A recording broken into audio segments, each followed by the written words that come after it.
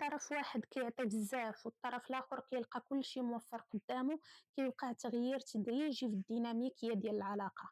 كاين واحد المبدأ في علم النفس سميتو لو برانسيب دو غارتي، مبدأ الندرة. شنو كيقول لينا هاد المبدأ؟ الإنسان غالبًا كيحس بقيمة كبر للحوايج اللي ماشي ديما متوفرة.